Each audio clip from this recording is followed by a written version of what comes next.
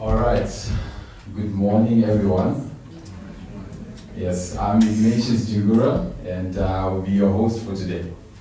We tried to wait a little bit for the people that are late, but the show must go on. So thank you to everyone that has been on time. And I want to explain to you a little bit of what's happening today. I'm sure most of you are very curious. Okay, why am I here? Yes.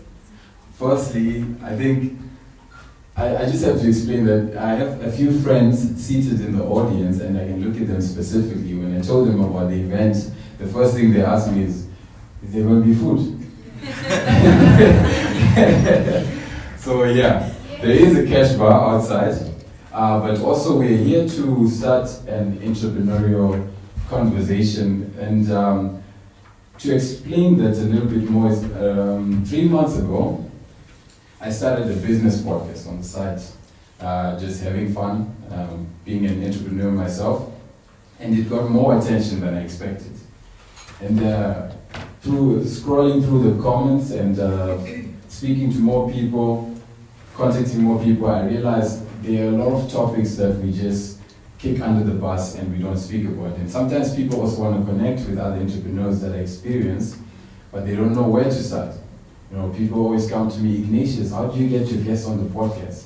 And then I say, I just ask. Just ask. And so what I've done today is I've asked my very kind people here. We've got Jerry Chikambi today, and we've got Tim Brunauer seated in the back. They will be sharing their expertise, some of their knowledge that they've gained throughout the course of entrepreneurship, and you're all welcome to ask whatever you want. So I'm going to give you 3 rules for today. The first rule is we all don't know anything. We strip ourselves of what we know, what we think we know. We're all here to learn. As my father always says, we learn every day. That's our first rule. The second one is you may ask whatever you want to know. They might know the answer, they might not know the answer. They will let you know. But feel free to ask. We're all here to learn from each other. And the last one is, have fun, guys. This is a safe space. I think that's what people say. And we'll move on from there. So if you look on the projector behind me, there's some logos of some of the businesses between Jerry Chikambi, Tim Brunauer, the initiatives they started. We've got Soft Kiss, toilet paper. I think a lot of you know what that is, eh? Yes, perfect. And we've got Nuka Nuka that just passed, and the Hub Initiative. That's Tim Brunauer. It's a social media agency, and they've worked with companies like Avani, Nedbank, many of them actually. And of course, we can say he's got some experience under the belt. That's how the saying goes. Then we've also got TMU Holdings, which is a holding company. They do purchase order financing. They do money lending. They help people with tenders. They help you with visas, investments, whatever you want to do. Financial services, bookkeeping. They've got all of that. Did I get everything? Guys, perfect. So it's safe to say there's quite some experience in the room, and I'm sure some of you in the audience as well have your own initiatives. So later on when we sit and discuss together, please share whatever you want to share. And if you have something that you want to give out today that we can learn from, feel free. So with that being said, I would like to introduce the first guest for today, Tim Brunauer, 27 years old, and has done quite some amazing things in the marketing space. And it's when you meet him, me myself, I was quite shocked to meet him in person the first time we met, because he's a calm person, quiet, and then you get to know him a little bit, you have more conversations, and then you're like, this guy knows a thing or two. There's something I need to learn from this guy. Maybe I should spend more time with this guy. So Tim Brunauer, co-owner and co-founder of Nuka Nuka Agency, and they also have the Hub Initiative, which is a co-working space. Please give him a round of applause as he comes to the stage.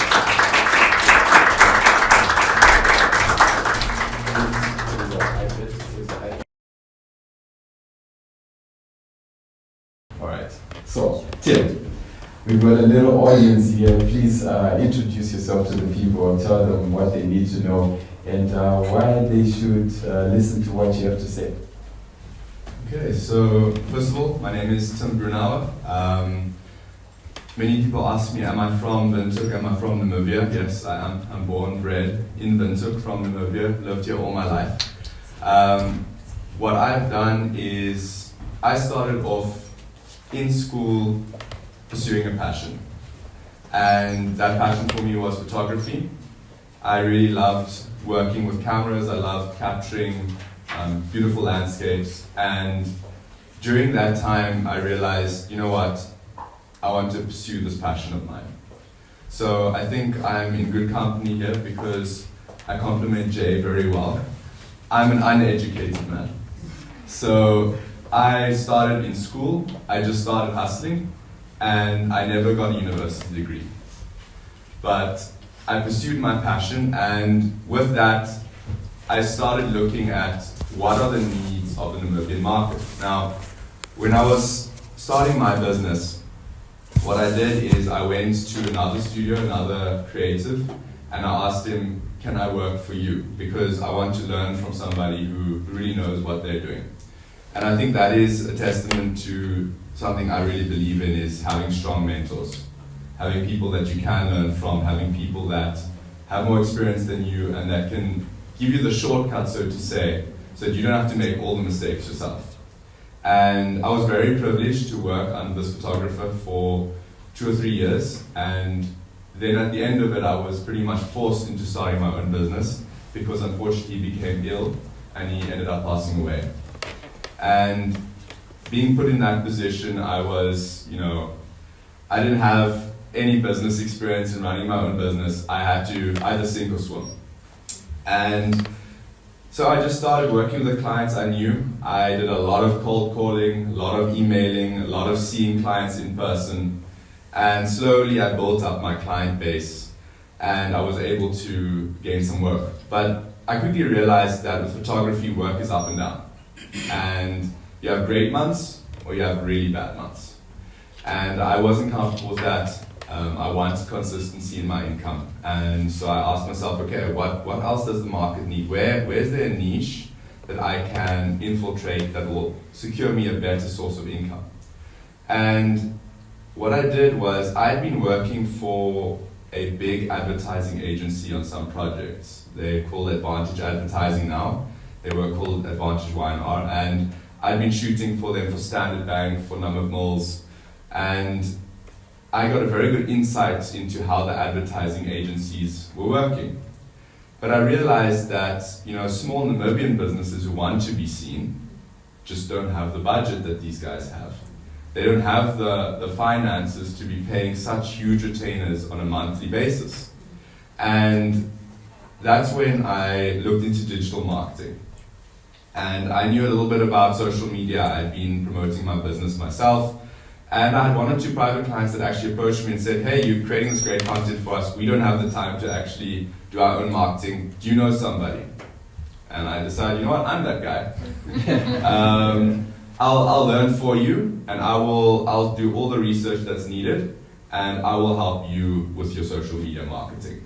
And again, I threw myself in the deep end. I didn't have a marketing degree, but there's this wonderful resource called YouTube.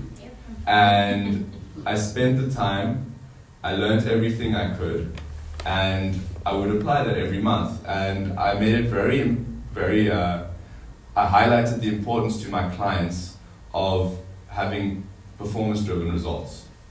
Actually checking your performance indicators. And I would have monthly meetings with the client, and how I tried to differentiate myself from the rest of the industry, the rest of the people providing social media management services, is I tried to be as strategic about it as possible. So understanding my client's product, understanding the needs of their customer, and marrying those two when it comes to the marketing. And at the end of every month, we would look through the results, we'd look through the campaigns, we'd look through the actual impact it had on their business, and then we would make the needed adjustments, and then we'd go again the next month. And over time, I realized that this system was teaching me a lot, but it was definitely impacting the client's work. And we now have clients that we've been working with for the past 5-6 years that have been with us since I started. And that is really how Nuka Nuka was established. So after having a few of my own clients, I realized, you know what, there's really a need for this. There is a market, let's take this bigger. And I approached my business partner, Benny, and he was a videographer. And I said, look, with my photography, your videography, and some of the skills that I've learned with digital marketing, we can offer a great product at a very affordable price to our clients. And again, we went back to the drawing board of cold calls, knocking on businesses' doors, sending proposals, showing them what we can do, offering trial periods, and slowly but surely we started gaining our client base. And nowadays it's mostly through word of mouth that we get our new clients, because our clients speak to their friends, usually business people. Their friends are usually also entrepreneurs, because that's what you want. You want friends that support your passion and also you have the same mindset as you. And we now have a lot of businesses that have come to us just purely through the work we've been doing for existing clients. And so that's basically how we've gotten to where we are today. Perfect.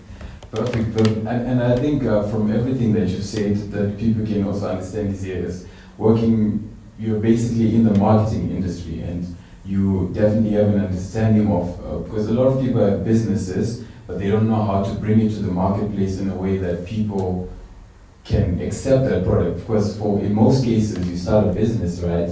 And the reason why you are starting your business is not the reason why people want your business, right?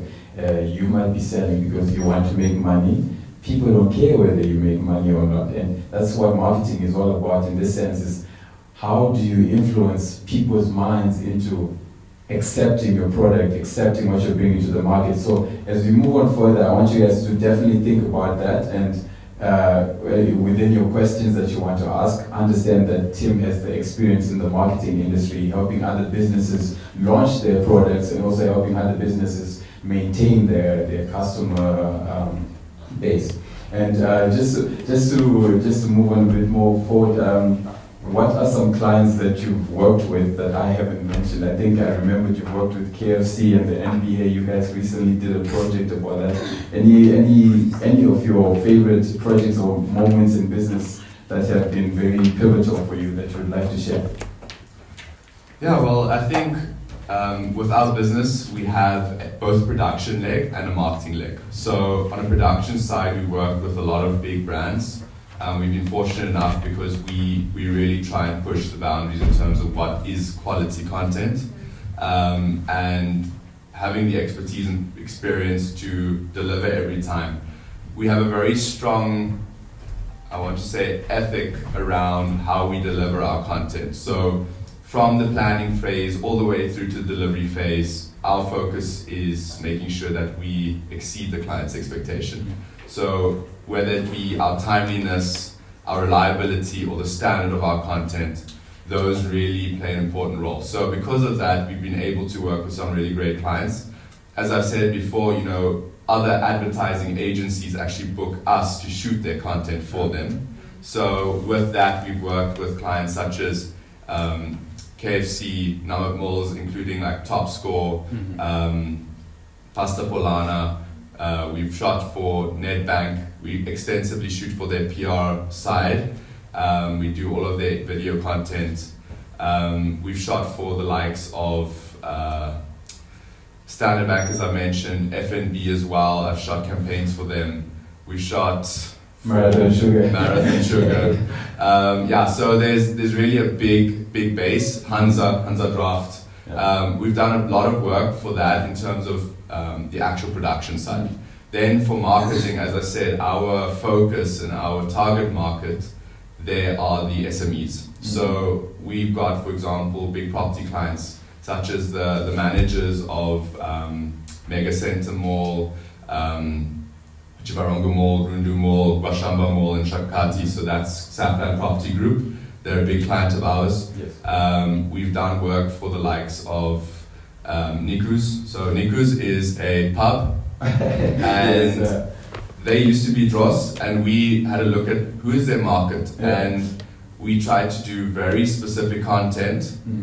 Now, the owner is a very, very savvy business person, but I can say this, that, you know, with our marketing, within the first year, we did the entire rebrand for him.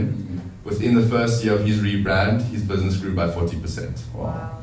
So, because of that, you know, I don't want to take all the credit for that, but I definitely want to say that we were a big part of that. Perfect. Has any of you ever seen the commercials from Nico's Park, the new ones? That's where they usually have the rugby field in Kleine Cooper, in Olympia. You've seen the new commercials, huh? Yeah. The very good ones, the ones that are always getting a lot of engagement. That's them right there. So yeah, perfect. Thank you very much for sharing your side. I think we want to move on also so we can later have the Q&As. Now I want to introduce to you the second guest we have over here. I've already said a little bit about him. I think I'll leave the rest to him. We have Jerry Chikambi over here. Please give him a round of applause.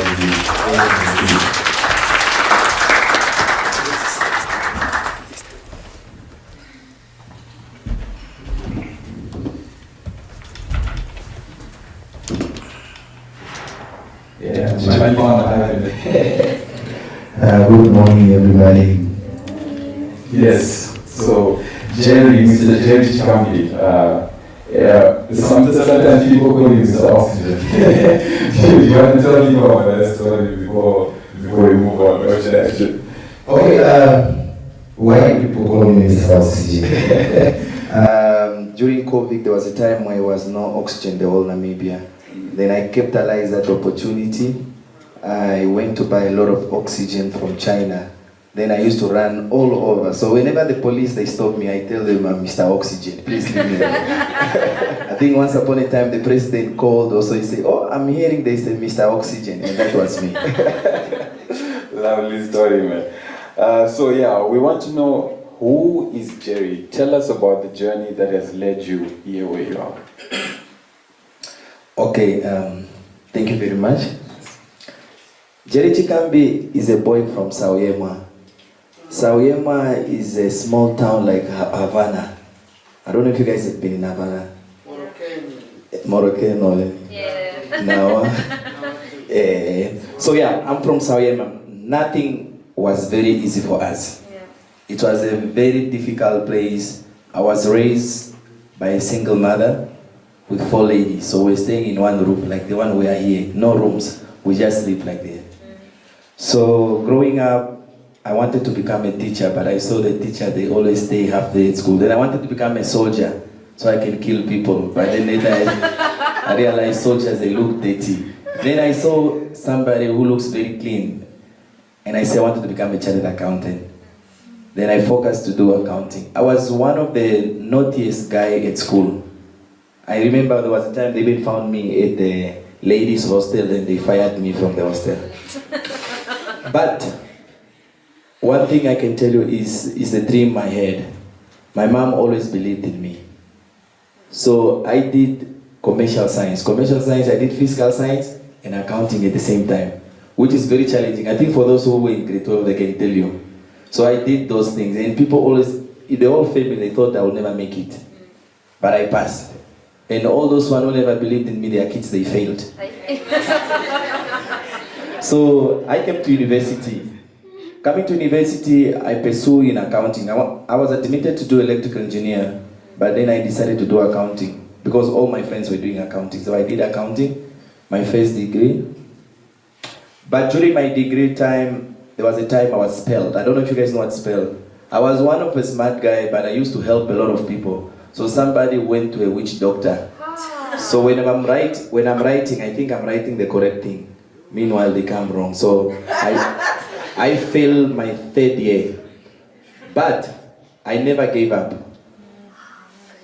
because of my dream. Then I think the HOD told me, you need to go and go to a witch doctor, or if you believe in God, go to your pastor to pray for you. Yeah. I'm a good believer. I think some of you know me.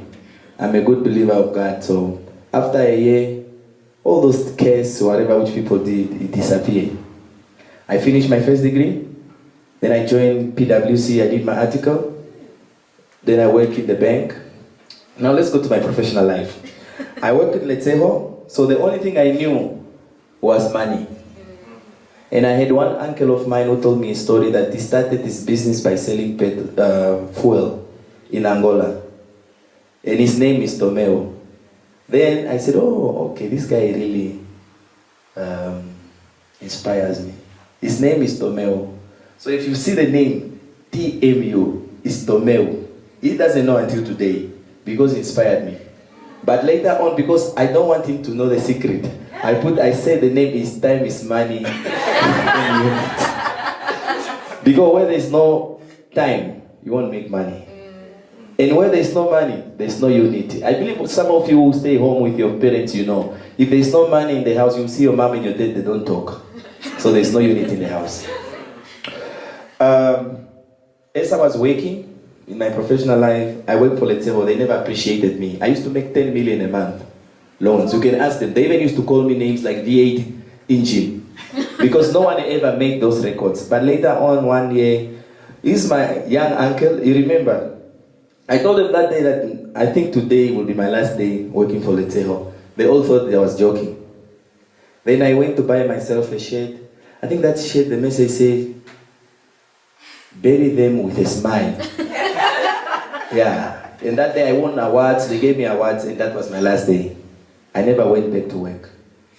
That's when I joined Bank Big. When I was working for Bank Big, slightly things, problems, like we're just going out with friends. Then one of the reception went to go say a lot of things. They suspended me from work. Then I realized, must I really work for these people? Why are they bringing personal things at work? The HR suspended me. I was home but receiving a salary. Then I went for the hearing. I won the case. Then they told me, what do I need? Then I told my mom, if I go back to work, these people, they'll orchestrate something in order to let me go. They can always do something. Then I decided, no, it's fine. Let's go to a settlement agreement. They paid me out a yearly salary. Then I went back home to Angola. I'm originally from Angola. So when I went back, NAST called me. We want you to become a lecturer. We want you to do this and this. Then I decided, okay, nevertheless, send me the contract. I signed the contract. I came. I started lecturing. When I was lecturing, remember I'm very young. They call lectures. They started saying, I'm sleeping with students. Then it started hurting me. Like personally, I could feel bad because I'll never take advantage of students. Until today, I'm still lecturing though.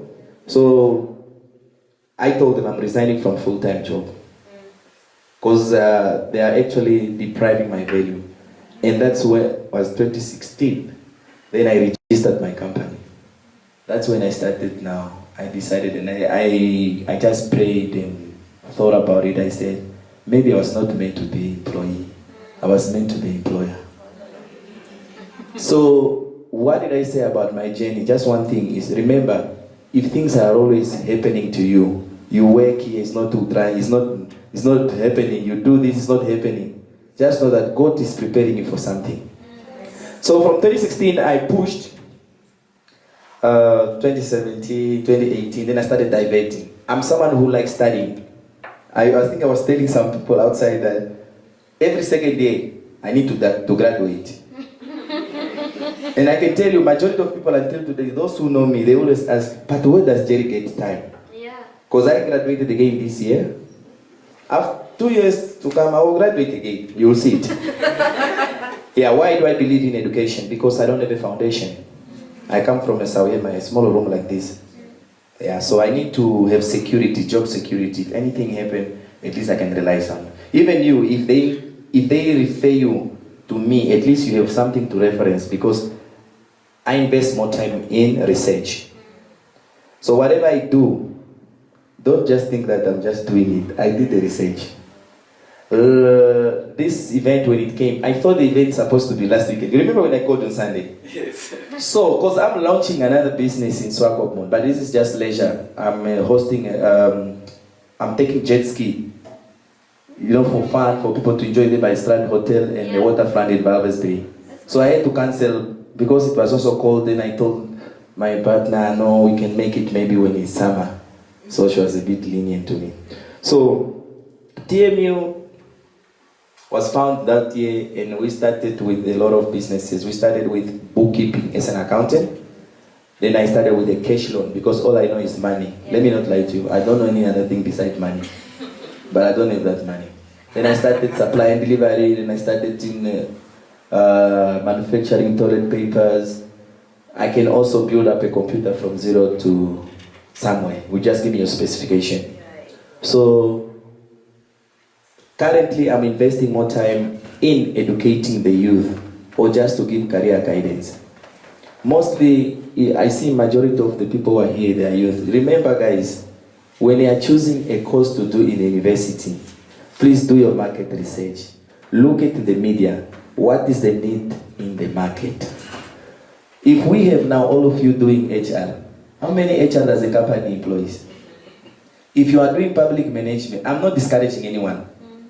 And what I'm telling you is the truth. You must look, do we really need a lot of people who are doing public management? Marketing. A company can employ maybe 2 people or 1 person as a marketer. So please invest into something, or your ideas or your education into something which is needed in the country. Currently, as you can see, artificial intelligence has taken over. So at TMU, we do always research, we look at which area we need to invest. So if in case you need career guidance, you can also approach, as much as I don't have enough time, but I can try to guide you. I think that's all about TMU and about me. Yes, perfect. Perfect. Thank you very much. I think, sorry. Thank you very much. An interesting story. I've also learned new things that you've never told us about. Because I was literally sitting today. Is it on? Yeah, I was literally sitting today thinking, time is money and unity. How does someone come up with that TMU? Yes. So thank you for explaining that side. But I also want to say to you guys, we are moving on now into the Q&A. So if we have any questions coming in already, can we have some hands raised up?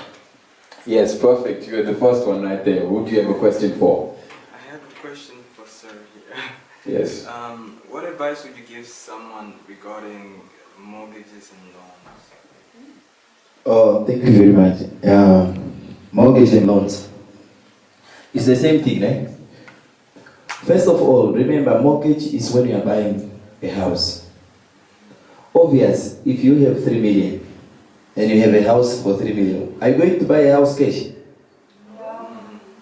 That's why you need to start the accounting, or you need an accountant to advise you. Why? You need to buy a house on account. You get that mortgage, you know why? But you must have a plan. That money you have with the 3 million, you invest it in an area or into a business which will generate money in order for you to service that loan. Don't exhaust yourself having loans. For example, I can give you an example of majority of our brothers. I don't know if, I think most of you are young, but during the time of Pohamba, there was money. Where are those brothers today? And I can tell you that's the time when you could get the C63, the G-Wagon. Even my brother, they can attest, and they know. That time there used to be a lot of things. Why? Because people did not plan.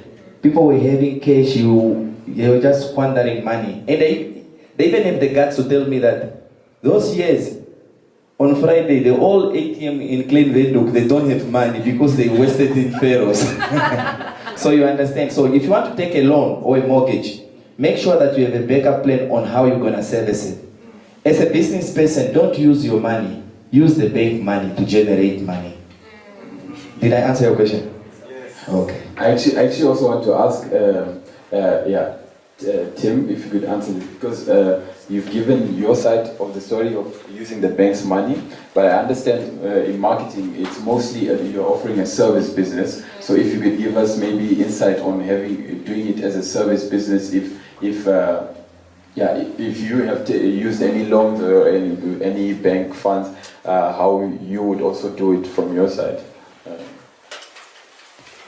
It's a very good question. So obviously when you're coming from a service industry, the banks always ask you for collateral. Yep.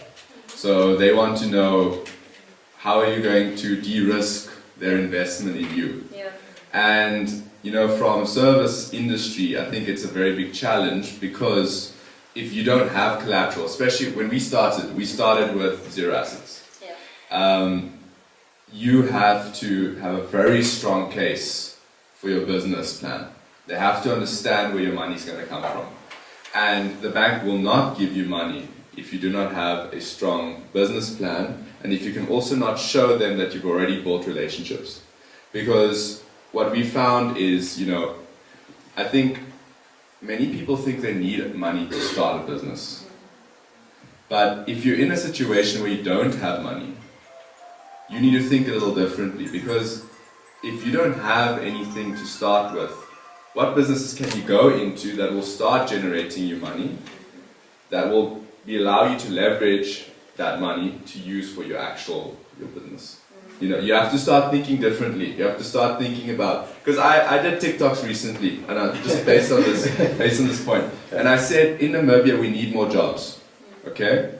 And a lot of people agreed, and I said, post in the comment section what you think needs to happen. What kind of jobs should we be pursuing? And a lot of people in the comment section were saying, yeah, but the banks just should give us loans. They make it too difficult for us. But remember, the bank's also a business. Yeah.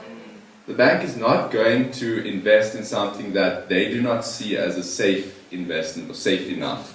Now, recently we were doing some video shoots for Nedbank, and Nedbank specifically has been offering loans to service-based businesses.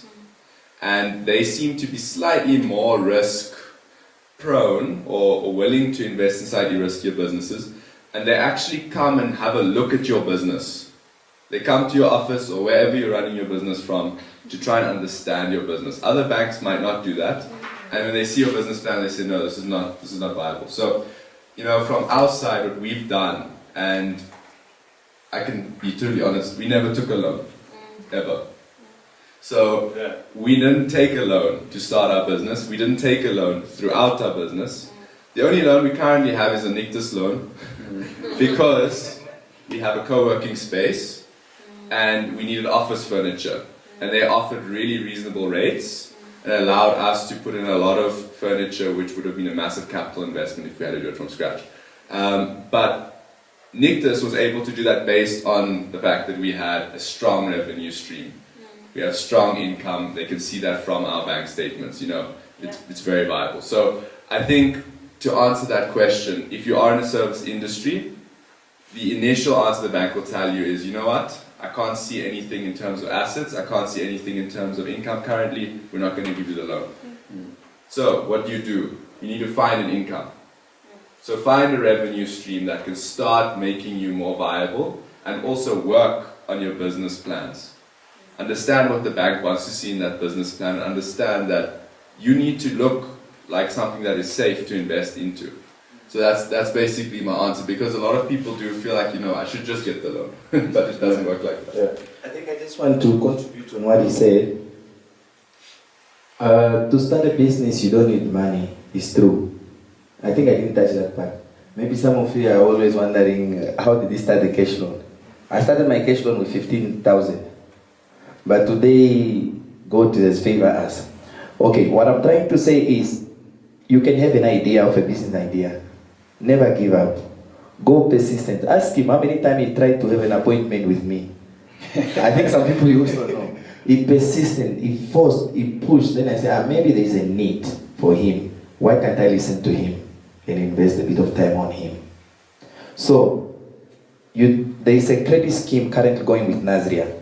If you have a business, they will give you a collateral of 60% covered. Then you bring the 40% covered. I hope it's making sense. They give you a guarantee. They already give you a guarantee of 60% if you want a loan. All you need is the phone. I don't know about Nazria, but they have given to all the banks in Namibia. I did the presentation for Minister of Finance once upon a time about all these things. It's just that people maybe they're not aware. Yeah, so guys, also to go into a business now, this is especially in our area, is very technical. Some of you want to have money to buy cars.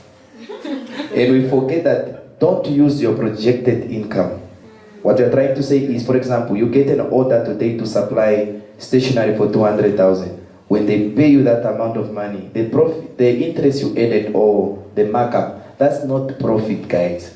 That's projected income. You need to reinvest it in the business. I was telling him yesterday, I said, I've been working enough for many years, but I'm only going to bear my fruits. I'm only going to enjoy my money after 4 or 5 years from now on. What am I doing? I'm revolving. So the small money you have, reinvest it, revolve it into the business. Invest it, make your business lucrative. What he's trying to say is, when he explained, he said, you need to make your place something which can be attractive. When a person comes to you and tell, no, I'm running my business here, they put it, no, this guy is very serious. Why can't we give him a working capital?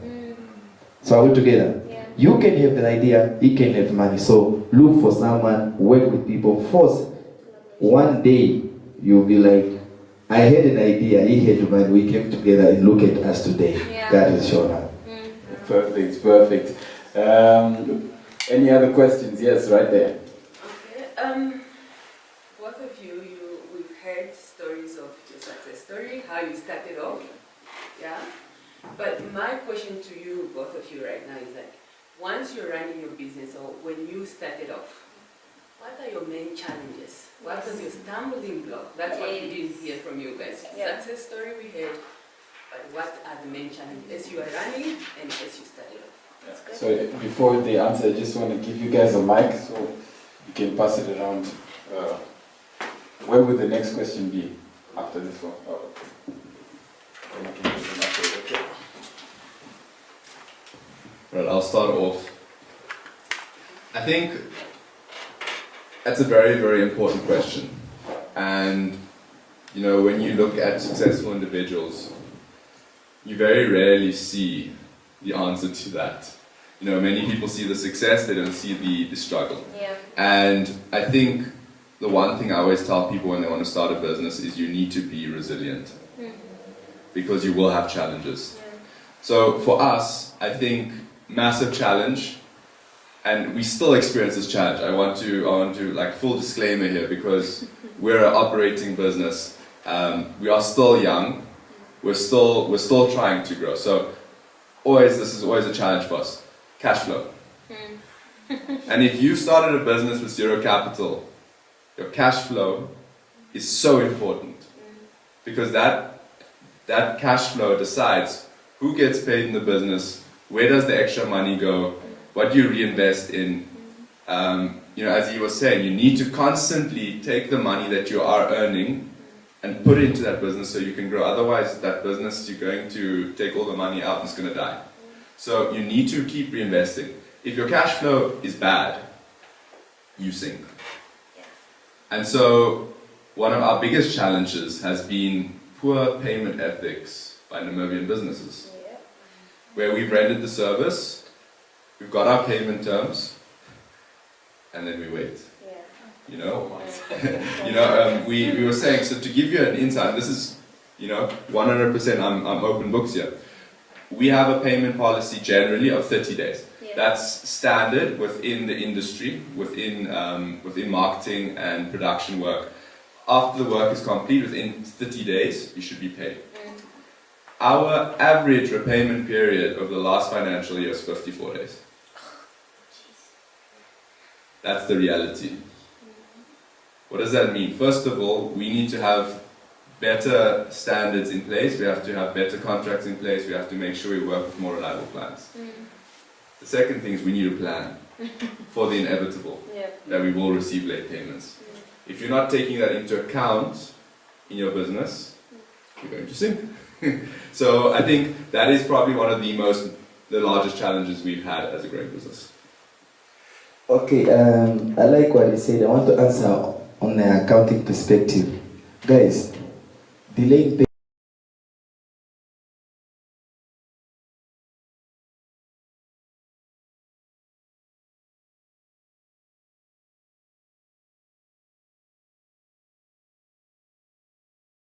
Okay, I like the question. I think I've said also some challenges which I went through as growing up. Okay, in businesses like, for example, as young generation, the challenge we have, first of all, is technology. Technology is very fast and it's changing.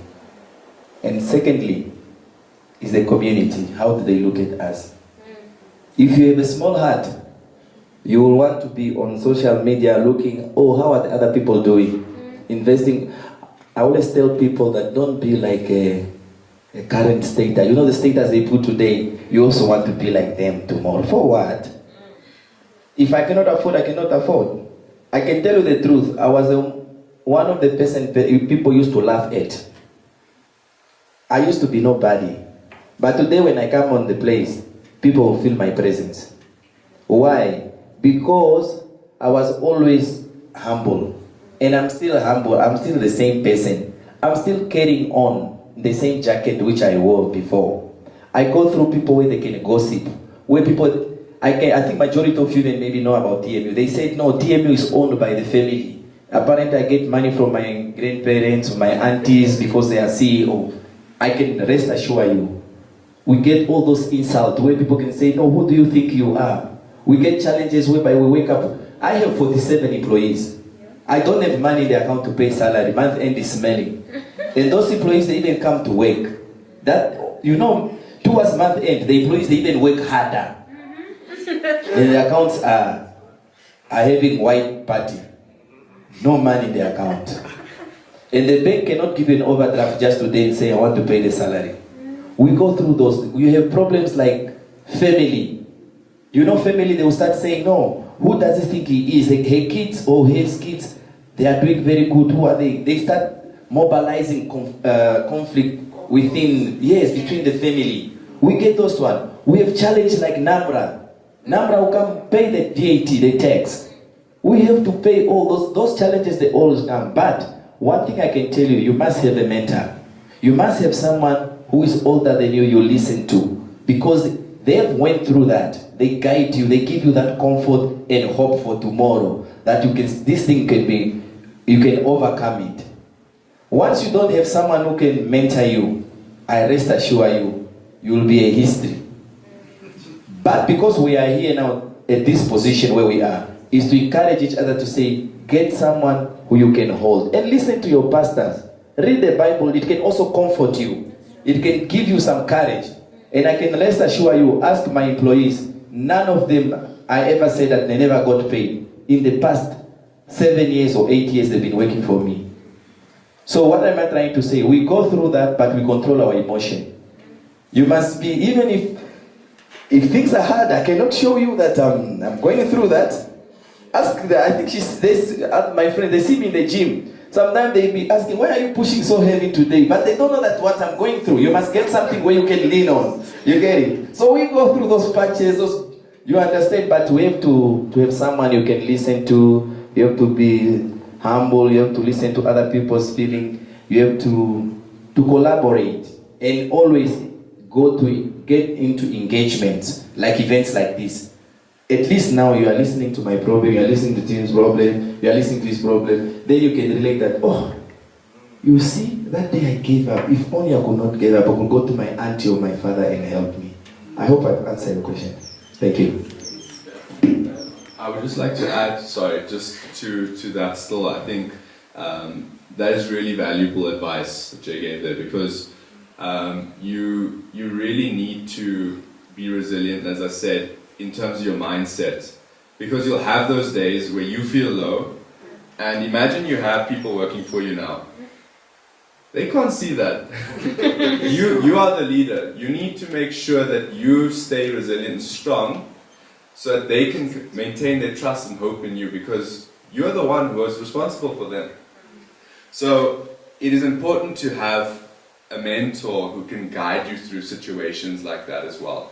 And they will strengthen you and give you that resilience and also give you advice. But what I also found initially, just to add to the challenge, and something to keep in mind, as you said, there are a lot of young people here, is respect. Okay.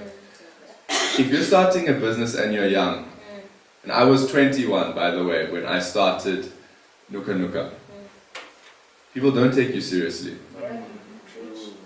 But your work must speak for you. The way you carry yourself must speak for you.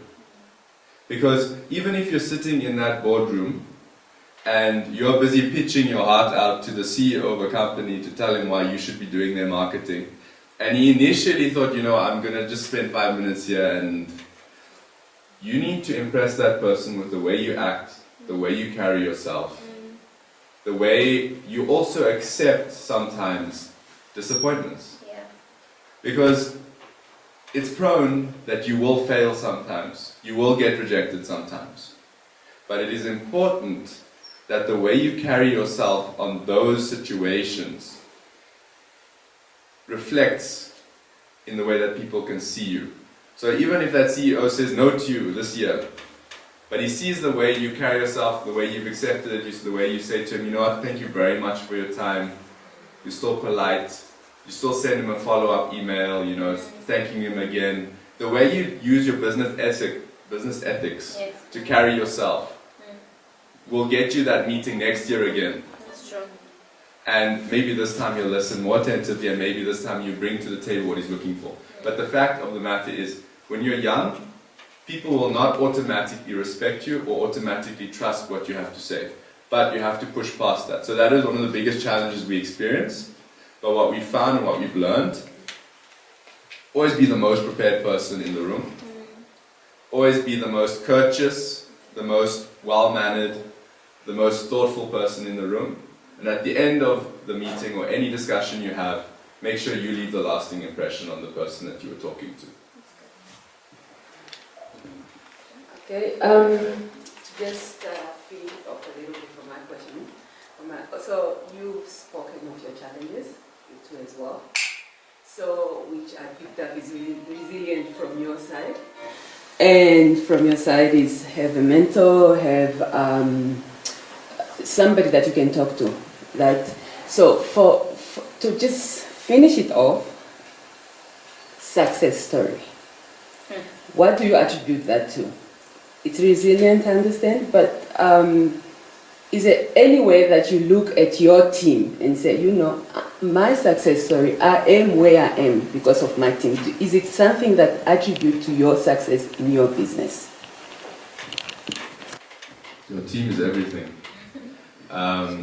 If you don't have the right people working with you, you will not be able to succeed with your business. It's obviously different if you're a one-man show, because then you rely on yourself. But as you're growing your team, you know, somebody who I really look up to is Jack Ma. He founded Alibaba. And he said, you know, at any given point in time, he is not the most educated person in the room. He's also not maybe the most experienced person in the room. He's maybe not the most well-spoken or most intelligent person in the room. But what he can do is bring all those people together in the room. Sure. And so, you know, like I said at the beginning of this, I'm uneducated, so I didn't have a university degree. But I have people working for me that do. And the idea is that we need to find the right people who work with us, who complement our business, whether they're investors, whether they're people that we're employing, that will have the same standard that you have, and that have the same objective and mission and goal. Because in our business, we are very, very strong behind, we all support the vision of what we're trying to achieve, where we're trying to get to. And everybody benefits from us getting there. You know, from the guy who is just starting off as an intern to our main sales executive, we all have the same vision in reaching this goal of growing our business. And we know we'll all benefit from reaching those goals and those milestones. So, you know, we've only been able to get to where we are because we've had content creators that believe in delivering the same standard that we believe in. Because we have social media managers that believe in showing results to the client and being meticulous with their work and seeing if they have to make changes. So it's important to work with people that have the same standards as you do. And obviously at the end of the day, that falls on you to employ the right people and understand who to work with. But most definitely so, if it wasn't for our team, we wouldn't be where we are.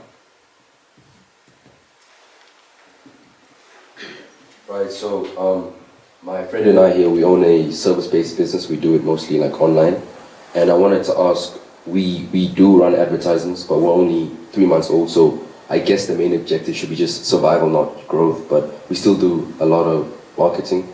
I wanted to ask, what platforms do you think we should get onto more? Because we only run ads on Instagram currently.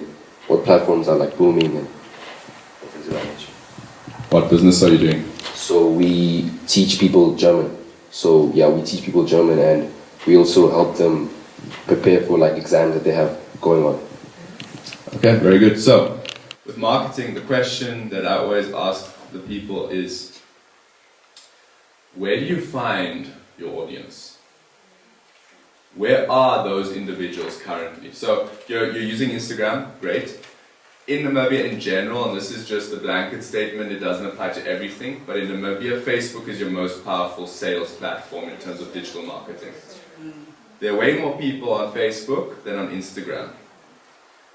However, the audience differs. Yes. So on Instagram, you've got a younger audience. Facebook, generally your audience is older. Who are you selling your course to? Are you selling it to the students or to the parents? I'm selling it to whoever kind of sees it, to be honest. I don't really have a target market. Okay, so that's the first thing you need to look at. Yeah. Who is your target market? You have to understand who that is. And maybe you need to also find, if you have existing students, how did you approach them initially? How did they find out about you? Who is paying for your fee? Because the person who pays makes the decision. Yes. Often. Yes. So, first of all, find where your target market is. It might be on Facebook, it might be on Instagram. But digital marketing is not the be-all and end-all of marketing. Yes. And that's why we also try and tell our clients is, yes, we try and promote digital marketing because your return on investment is high. Yes. You're spending less generally per click than on any other platform. However, marketing is all about repetition. They need to see you on the street, they need to hear about you on the radio, they need to see you on social media. Now, when you're starting off and you have a small budget, it needs to be as effective as possible. And this is where I think a lot of people just don't get the point. There's a lot of marketing you can do that's free. Yes. And that involves going and knocking on doors. And people are scared of doing this. They're scared of doing the legwork. They're scared of pitching themselves in front of people face to face. So if you're looking for people who are trying to learn German, they might be in school, they might be in university, but go see them in person. Go speak to the principals or go speak to the parents and have an audience with them and put yourself in front of them. And remember, with marketing, there's always the 10% rule here. 10% of the people who you speak to are going to be interested. Of those, another 10% will actually use your service. So you need to speak to 100 people to get one client. But at the end of the day, you need to broaden your horizons as much as possible. Don't limit yourself to one aspect of marketing. And most importantly, find your target audience. Find where they are. When you know where they are, you'll be able to approach them. Another good example would be, what do they need the German for? Is it for studies that they want to further outside the country? Is it for a specific job application? So it might be that these group of people actually are collectively found in certain places as well, where you can reach them in one go. I saw a podcast the other day where this gentleman was saying they were doing events videos for a very specific target audience. And that target audience would have a yearly kind of like annual meeting. So what he decided to do, instead of approaching each single one of these events places, he went to the annual meeting, the organizer, and said, you know what, I'm shooting your whole event for free. If you tell them who shot your event, and you can share my contacts with everybody who's attending. Now he approached everybody there by just shooting one event. Yeah. So think a little bit about how you're going to reach your target market in the best way and with the least amount of effort. Because again, time is a limited resource. So yeah, that's basically my feedback for you.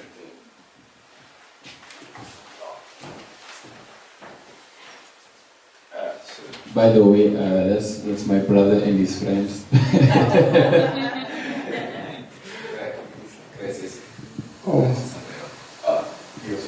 I just want to ask a question. Yeah, can I ask the question? Yeah. I'm running a small business, like let me say like a street vendor. Like I'm running a fudge business. Like, if I promote my business to like, let me say to shops, I want to put my stock in to your shop, like they usually reject me. I was in, what is this? Oceanplatz, multi-safe. They took my stock. The schools, tuck shops, they took my stock, but big shops like Checkers, ShopRite, they usually reject me. Yeah. Maybe what is a mistake I'm doing? I don't really know the mistake, but I want to find out. I just want to quickly, before they answer, I want to say, I think one thing I've been thinking about a lot lately is we should stop thinking of our businesses as small business. Because you immediately limit yourself. I know you're definitely at a starting point, even me, myself, but I think you've got a vision of yourself where you want to go, and it's a big vision. Just see it as it is. No small business, it's a business. Treat it as a business. I think I want to answer you. If you remember what I said persistence brings result. Don't give up. Continue going to them every day. Even tomorrow, go there again. You heard what he said. He said you must always remind them. You can even send them 100 emails. The problem, don't give up on yourself. Let me introduce you to guys to one topic called spiderweb economy. Sometime in a game or in a community or in a business, having a solution. you might be a shining star. Because they wanted me to put it in a how many packaging, people did you what help? you call it. Or But really, did you people are also not attracted to spark a light packaging. into your community? It's very Yeah. seems Sometimes the expensive package to you the get from customers today, because the it might product is very discourage you not to small. continue with your business. They want it But like the it's block not is already always just about loose. that. When the spiderweb Like economy, fake cakes and when so you on. are climbing on the ladder, Yeah. don't I be actually someone also who wanted- can come and kick the ladder so that others cannot climb. So you must have that spirit of Ubuntu. Let's go, my brother. If I can tell you how many times I was rejected, you will not believe it. How many times I was laughed at, you won't believe it. No, this product, leave it, stay there. They chased me. When I started the toilet paper, they tell me, no, the quality of the toilet paper, what. But those words which were giving me, they were educating me in order for me to improve my product. Then I asked them, what do you need me to put here? If I can tell you today, ShopRite is calling me, Pick and Pay is calling me, Burman, they are calling me, they want to buy toilet paper from me. But now, I'm also using it as a tool now to come back to them. What are they seeing in my product that they could not see before? You understand? So, in your product, you can even start a small shop. People must know about your product. It must be unique compared to the others. Make it very attractive. You get it? Yes. Change the logo if it's to change the logo. They changed the logo for Dross. You heard what they're saying. They changed everything. So make it very unique that not even a mosquito will not see it. I thank you. That's fantastic advice. No. You know, it's very Can we see a important problem there? to So, keep on going again, in even if terms they of difficulties, but also don't limit yourself in thinking that the only way to sell your product is through ShopRite and those places. Remember, you make more profit selling direct to market. I'm just letting you know this, because yes, you can increase volumes if you're going through a shop, but they're going to ask you, because they're going to have to put their own markup on the product. They need to be competitive, so you're going to make more profit per unit selling direct. Now you already are doing this with the tuck shops. You already got people buying your product. Have you gotten any testimonials from these places telling you how great the product is? Oh, yes, I from, what is this, multi-safe. Fantastic. Like from, maybe the sweets, maybe these sweets, the smoothies, they will really take long, but my fudge is really expensive there. Maybe a block is very small, it costs $4, but in a week it's already done. So you're already doing a fantastic job. So obviously you've got a winning recipe there. But leverage the experience that people are already having with your product to also motivate others. And you know, it's really important to also understand that when you're approaching these other people, and like I said before, we've had the same situation where we've approached bigger businesses and we get rejected. You know? It's normal. It will happen. But just keep the door open for yourself, because 3 months from now, that door might open for you again. And take the feedback that you do get to make the adjustments that are needed. So, have they told you why they don't accept your product up until now? Not really. Have you asked them why? No. Can we see a problem there? So, again, even if they reject you, be super polite and courteous and understanding. Say, you know what? Thank you very much for your time. But can you just tell me what would make this product attractive to you? So maybe I can give you a product that does suit what you're looking for. Because then, again, it might open that door 3 to 4 months from now. So that's basically my feedback on it as well. This is someone had already told me the problem, but the problem was not really having a solution, because they wanted me to put it in a packaging, what you call it, but really people are not attracted to packaging. It seems expensive to the customers because the product is very small.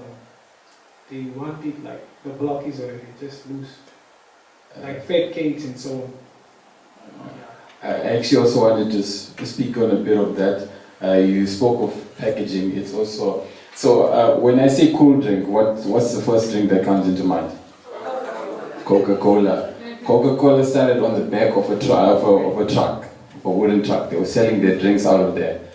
You know, even Gondwana Collection, the owner started selling oranges from the south out of the back of his buggy because he had to make money so he can go back to the south and support the people on the farm. Now Gondwana is a big place, is a big franchise.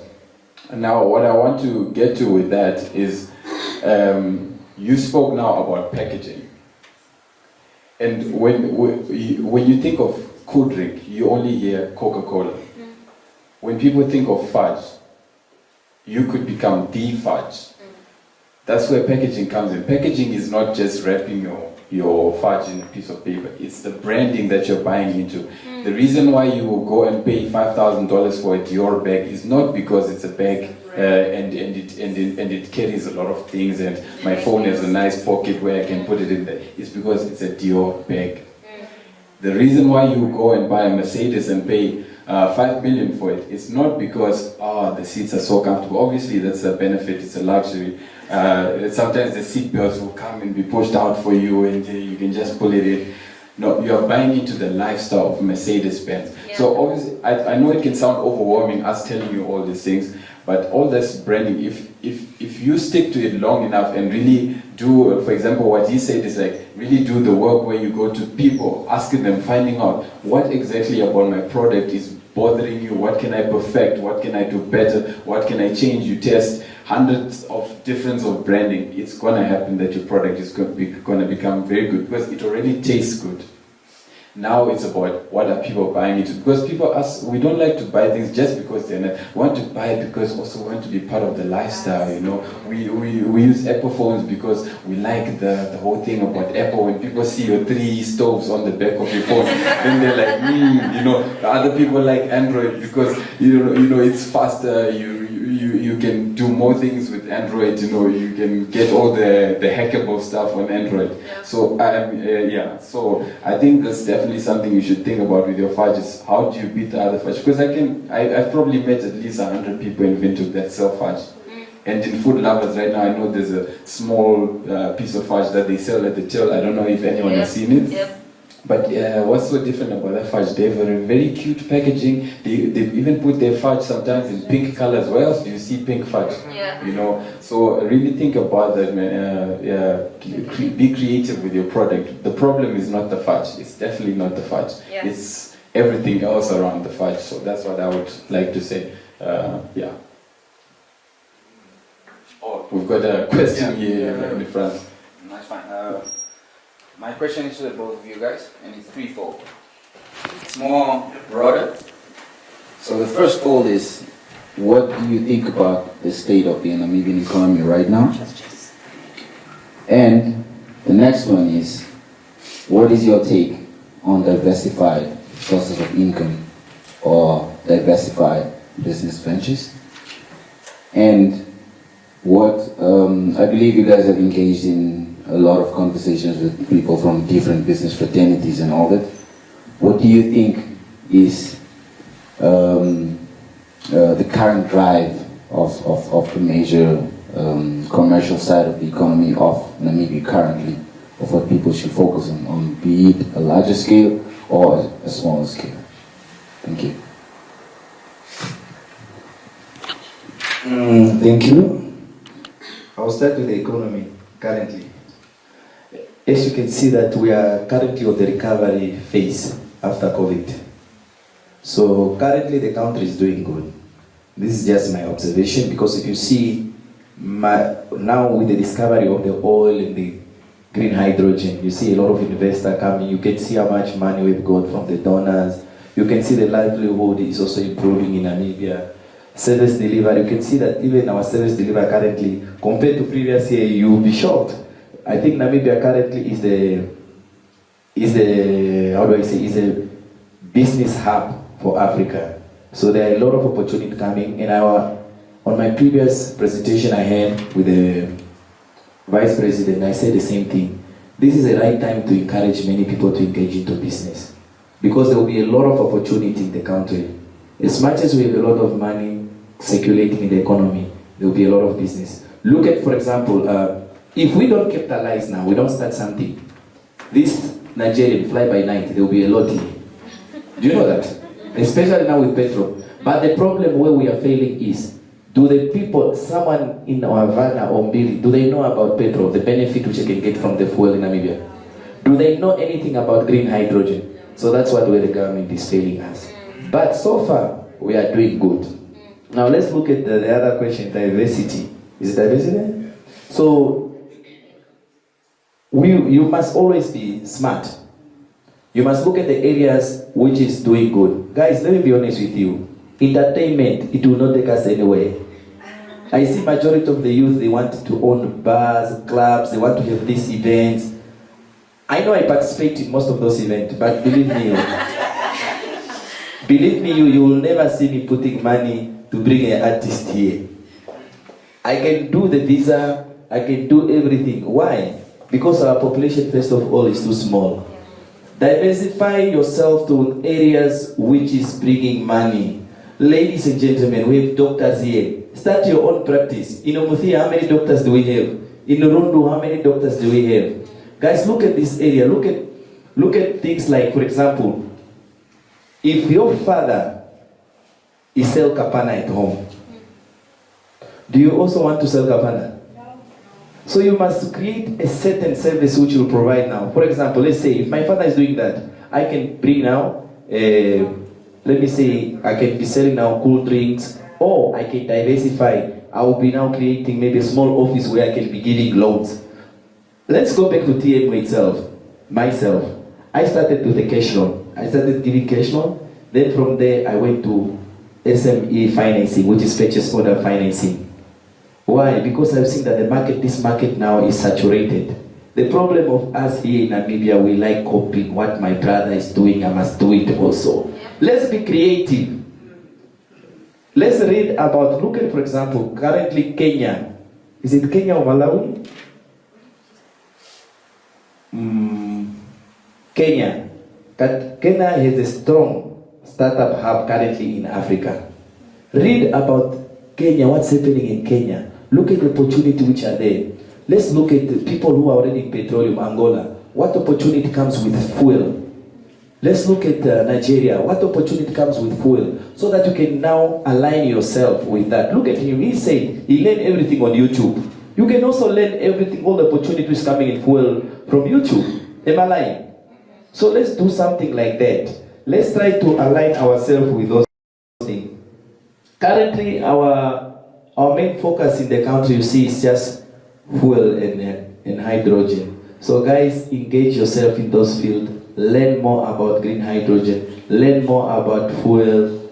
Tomorrow, Namibia will be a better place if we come and hear that Adriano has his own, let me say, a service station or whatever, is doing business maybe with America or Russia. You understand? So as long as you're doing import and export, it's benefit for the country for both ways. That you are paying tax. People are coming, infrastructures, our roads are getting better. Now I'm even happy. I heard they are going to build a new hospital in Havana and a sport field facility somewhere in Havana, which is very good. All these things are coming from where? From the investors. So let's invest our time in reading in things which are lucrative, things which are important. Let's not invest our time on social media reading what is Jerry doing, where was Jerry last night, what was he wearing. Please, let's invest into things which can bring production. Are we all together? Yeah. I hope I've touched all the points. Yeah, I think I fully agree with all of that. I think there's very little to add. The one thing I do think about sometimes as well is, within the Namibian economy, we're a relatively small country in terms of amount of people, and what that often means is we are importing a lot, whether it's knowledge, whether it's manufactured things, whether it's food, we're importing a lot. What that means is the country is spending Namibian dollars and that money is leaving the country. We need investors, we need money to come in. We want to gain foreign investment so that money can be injected into the economy. So we need to spend the time thinking about avenues that also bring money into the country. And that was really, really nicely outlined by what he said, is think about where there are lucrative opportunities that are also going to benefit everybody as a community in the country. And I think there's a lot of these jobs that are popular on social media. Everyone wants to be a musician or an artist, or everybody wants to become an influencer. But at the end of the day, and I mean, even in my industry, everyone wants to run social media. But at the end of the day, the question is as well, are those really the avenues that we should be focusing on as a country? Because there's a lot of opportunities actually with jobs that we don't even think about. In jobs that might seem a bit more humble or menial, might not even have a big name tag on it in terms of what you're doing, but there's actually a lot of money there because no one else is doing it. Or, in the past, we'd have to bring in foreign expertise to actually do that job. Yeah. Whereas if you can have Namibians do that job, fantastic. So, finding the right areas that we're committing our time to is vital. To answer your question on diversification, as a business owner, it always brings security if you have multiple streams of income. So I think yes, I think it's something to look into. But when you are an entrepreneur starting off, don't try and start 2 or 3 businesses at once, please, because you need to first establish yourself. Start your first business. Make sure it's actually a success. Make sure it's working. Then you move on to the next one. And you grow. It's like building blocks. It's like building a wall or building a tower. You have to start at the bottom, foundation, and then you pack on top of it.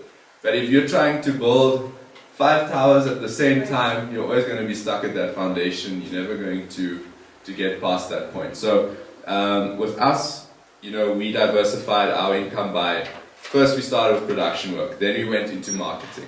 Now we're doing the co-working space.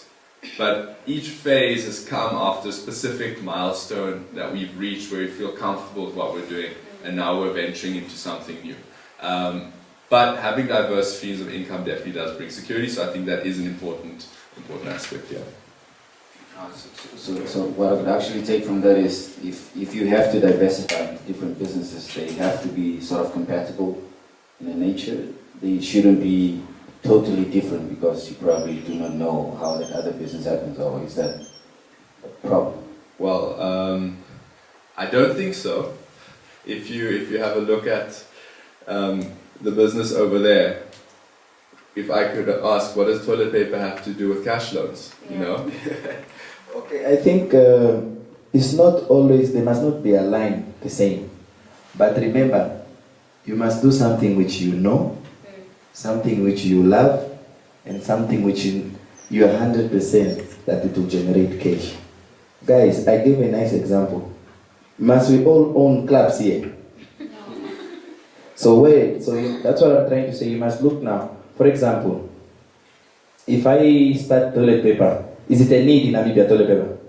It's an essential need. We all need it. But I'm doing cash loan. But I'm here now manufacturing toilet paper. So you must do something which you know, you did your own research, you find out. For example, I can give you guys now a good business idea. Our president has just announced a state of emergency now for drought. So if you invest now in food, make connection, Kenya, Malawi, wherever there is food, and you do tender, you will make money. I just share you one idea. Thank you. May I just add something before we move on? I wanted to speak firstly on something that Jerry told me around the first time we met. I hope you didn't speak about it when I was outside. It was that he said in Namibia we have 2.5 million people. And oftentimes we look at it like, it's not a lot, what should I do?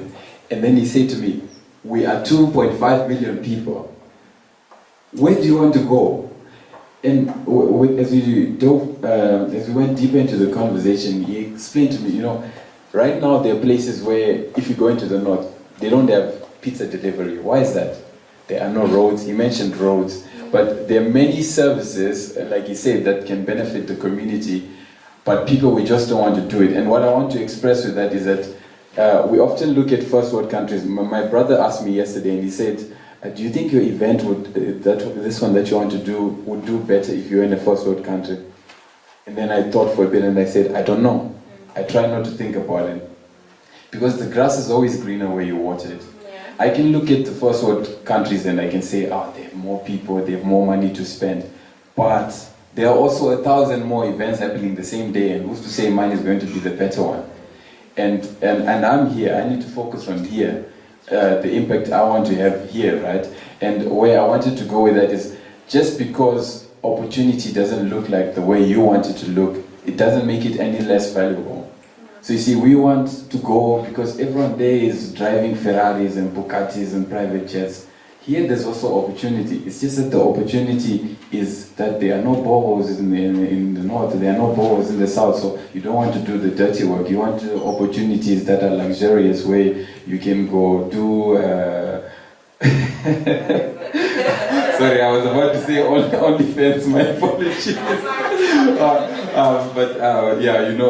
They want to go do the easy things. You want to go do the easy things, and opportunity. So that's what I've learned also from Jerry. I hope he didn't speak about it, but opportunity comes in many forms, and you need to be open to take on it. And I think lastly, it's true what he said. Maybe forgot only one thing. We were raised by one old man, but he's late now, Mr. Ronald Nick Wilson. He once told me, to be successful or to do better in life is to plant a tree where there was no tree. For example, you were born in Marita. Now, after graduating, you go back to Marita. Do you know that the whole family and friends in Marita, they know when you get paid, they will come to you. So there is no growth. What does it mean? If you were born in Marita, you must go and live in Valves Bay. You'll be more focused on which area to diversify. You'll be seeing new things, new opportunities. What normally happens with us is because we go back where we are very comfortable. When you are in a situation where you are very comfortable, I guarantee you, it's very challenging to be initiative or to come up with good ideas. So you must go somewhere where there was no plan. My idea, I even told myself, I'm diversifying. I'm going to move to Johannesburg, grow my business, but one day I want to enter also to live in China one day. So it's to go plant a tree where there was no tree. So slowly by slowly, please people, remember what I said. Don't go back home where you come from. Those people at home, they will never help you to grow. Get out of that comfort zone.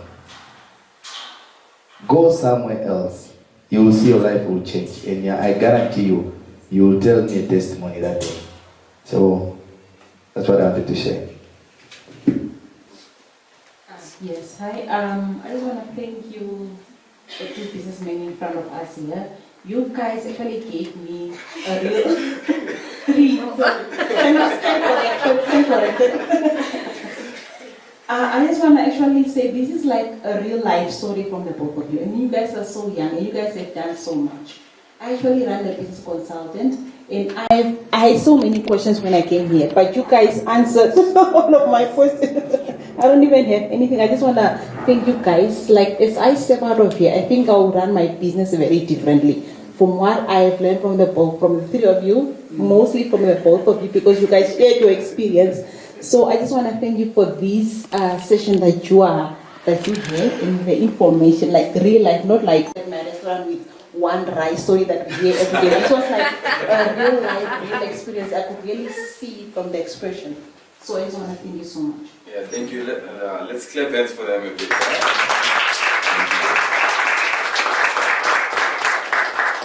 Were you going to add a question as well? No. Yeah, I know. I'm just asked Mr. Shikwambi. Okay, I'm actually a client for, anyway. Yeah. I just have a quick question. For us now, stand corrected, I'm not an SME. I want to go bigger, but I just want to ask you, you also give loans for the MSME businesses? Yes, we do. And the requirements, are they also like the bank? The bank. You see, the good thing about the TMU Capital is the regulations are a bit relaxed. So they are a bit relaxed, they're not like from the bank. We normally cater for people who don't have, mostly those who cannot qualify from the bank. Because remember, to apply for a loan from the bank, it takes long. You need your financial, you need your business plan, and I can guarantee you, sometimes they don't even look at those things. They just look at your portfolio. If they see that you are having a good credit history, they will give it to you. So, but with us, you can get it 24 hours if you guys sign everything is in order. It doesn't take long. But majority, we only give it to people who have purchase order, also to reduce a bit of some challenges. I think I forgot to say something when Mahano was asking a question. During COVID, there was a client who came to my office. I gave him 200,000. Until today, I never got my money. And we signed a session with the government. That's nothing. There was another person who came to my office. We gave him 600,000. Until today, I never got that money. But did I give up? No. That person thought I would fail. But today, they still see me. And whenever when they see me, I make sure that they see me. I go greet them. So, when you are, please make your intention clear when you want to take a loan. But it's just a learning process. So as I'm learning, you run away with my money. I also learned that, okay, next time, what other measures should I put in order to reduce the risk? So don't worry about the requirement. Just go and consult at my office. If you have a good history and you're a good person, you will get your money. Okay, thank you so much for coming. No problem. See you tomorrow. Yes, do you have a question? Okay, great. Just before she asks a question, if you guys take any pictures, please take all of us. The businesses in collaboration today are all on the page here. This is More Than Logic. Some of you might know it, just tag us. We love publicity. Good morning, everybody. Thank you guys so much for the information that you have spread today. Honestly, it's inspiring. And I think it has also driven me to a point where I'm like, okay, I wasn't planning on asking a question, but now I do. Just to give you guys a backstory, I started selling jewelry in high school, grade 12. I wanted to go to the Matric Fair. Unfortunately, I didn't attend it, but it helped me build my business from buying made jewelry to making my own earrings. I have gone to a point where I also started buying packaging to also wanting to make my own packaging. I know that they say posting is not marketing, and I'm not the best when it comes to my finances. My mom is my standing point. She's my pillar. She's the one that actually helped me build my business from scratch. So I'd just like to ask financially, how can you help me? How can the advice that you can give me so I can stop being money hungry? You know, the moment you get money, the moment the money comes in, it's a thing of like, now space looking really nice. Yeah. You know, I'm actually not the type, I'm not very materialistic. I'm a foodie. That is me. I'm sorry. I will spend $1,000 in 1 week just on food. That is me. I'm so sorry, but I need tips on that financially, and I also want just a few tips also due to social media. To me, I love it and I also hate it at the same time. Because I don't know it that much, but I also know it to a certain point. So I'd also like to get a few marketing tips as well. Okay. Good morning, everyone. My question is actually in line with her question. I just wanted advice on how to separate my personal money from the business money. Number one, I started business to complement my income. Put that in mind as you are going to advise me. How do I draw the line between this is business money, this is my income, but then I have a problem here that need to be solved also. Thank you. So guys, first of all, remember, I think earlier I said that most of us have problem. We are using our projected income thinking it's a profit. When you see money in your account, Jehovah, they will see me. Shop right over. Where do you like eating? KFC. No, I do restaurants. Yes, Portugal restaurant will fill me today. Yeah, no, but it's good, it's good. What you are doing is very good. But the only challenge is you need now to realize if you use that money, where are you going to get the money to buy your stock? If you want to grow, how are you going to pay your rent for the office? Where are you going to get the money to pay for fuel if you are driving? So separate the two. It's a very challenging assignment. Have a small portion of you decide that this one it's my salary, or this one is my management fees, or this one is my allowances. Separate the two. If you really want one day to have a good portfolio, we know that the banks, they also go in your bank if they see, Monaco swipe. You get what I'm trying to say? The bank also can see that no, you use money recklessly. So they will be scared to give you a loan. Remember, the challenge which we have is this, is a separate, we forget between business and personal. Remember that the business is running on its own. And you are also maybe an employee, you are running on your own. I can tell you, I receive a salary at NAST, but I don't even see my salary. When it comes, I just send it to my business's account. What I'm trying to do is, I'm trying to revolve my money to the business in order for it to grow. Because remember, my money, I put markup on it, I charge interest on it. All I can tell you, give me 4 to 5 years, you will see me also. So my money is just revolving. Now I'm broke. I think I was even written on a juice once, a stingy man or something. Yeah, I think I was written once on a juice. Apparently I'm a good guy, but I don't give money. So I was very happy because I hope someone will learn from it. If you can see I drive Range Rover, I drive Jaguar, and they're writing me about that. What does it mean? I save a lot. So you need to revolve your money. Please separate between business and pleasure. And remember, pleasure is current trend. Oh, you will answer me one day when you see me. You'll be like, it's true what you said. So separate the two. Stay away from your account. If you like money too much, remove your access to your account. Give it to your mom. Don't have a card, a business card or whatever, ATM card. Discipline yourself to go through challenges.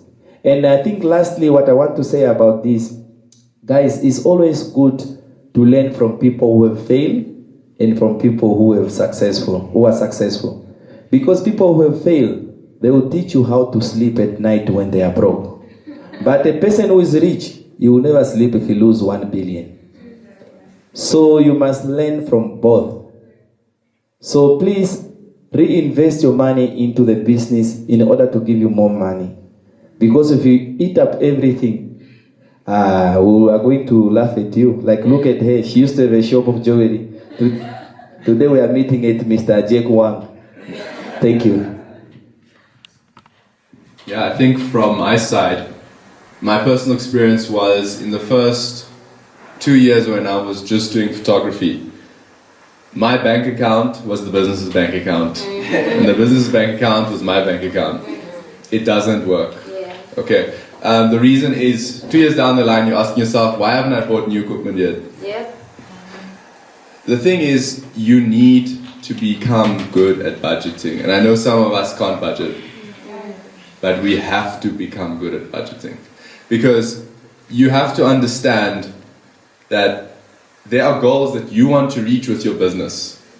So if you say to yourself, I want my business to be making X amount in 2 years from now, if you're eating up all your money now, you'll never reach that goal.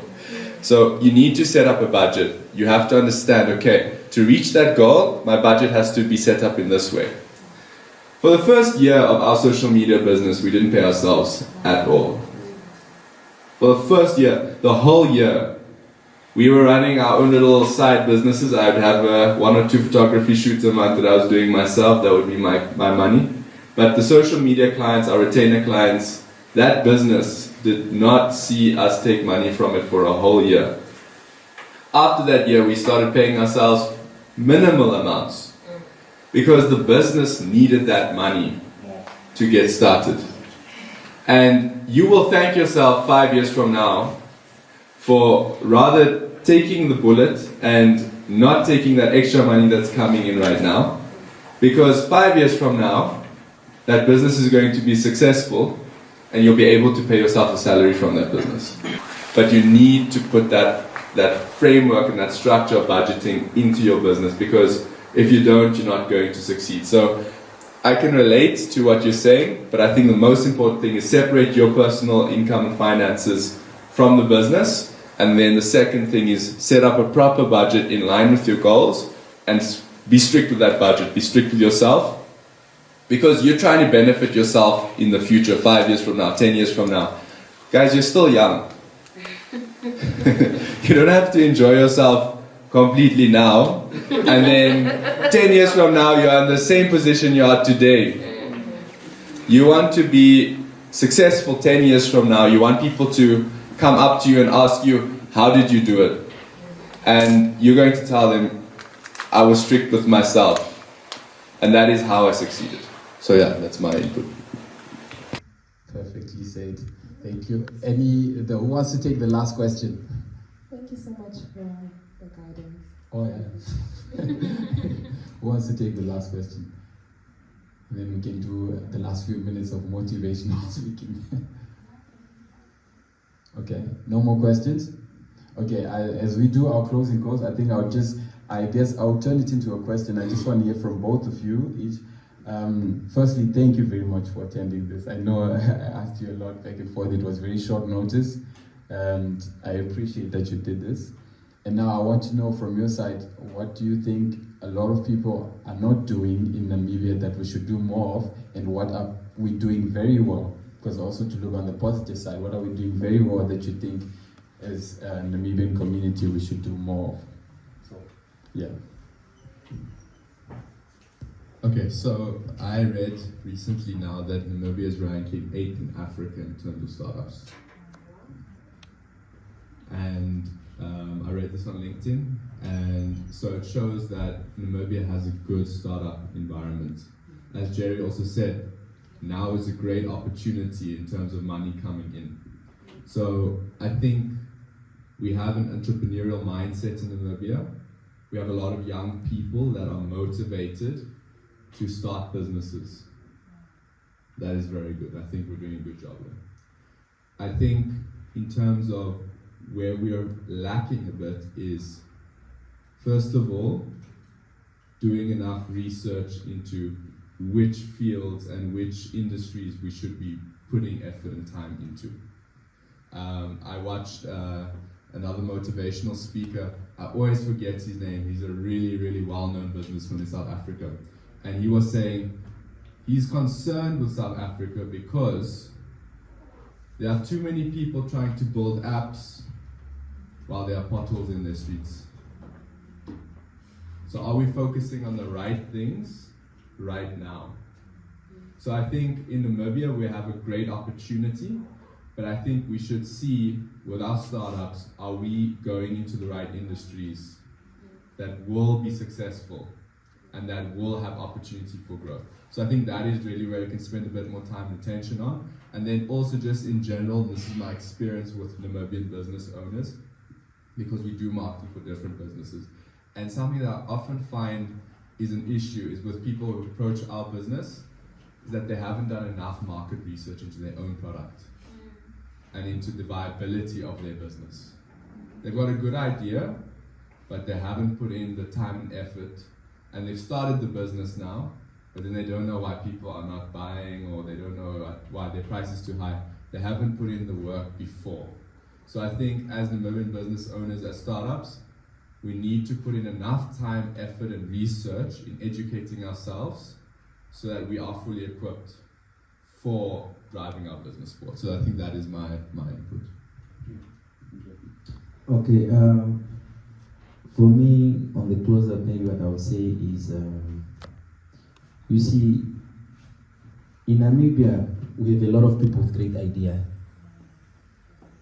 But the challenge we have is we like giving up at the earlier stage.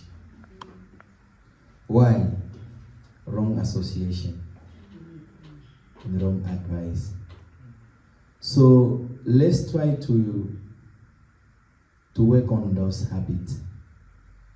If you have an idea, focus on your idea. Your idea might be different or might be the same, like for Jerry. But do you know how many hours it takes you to think or do research? I always tell people, I think I also told him one day, for me, I'm not scared. You can do the same business I'm doing. But do you know how many years it took me to start that business? Do you know how many time it took me to reach out the market for people to know about my product? No. So take your dream to the next level. Don't focus on what's happening to other people's business, probably successful compared to yours. Maybe you're going through challenges. Don't worry. Season change.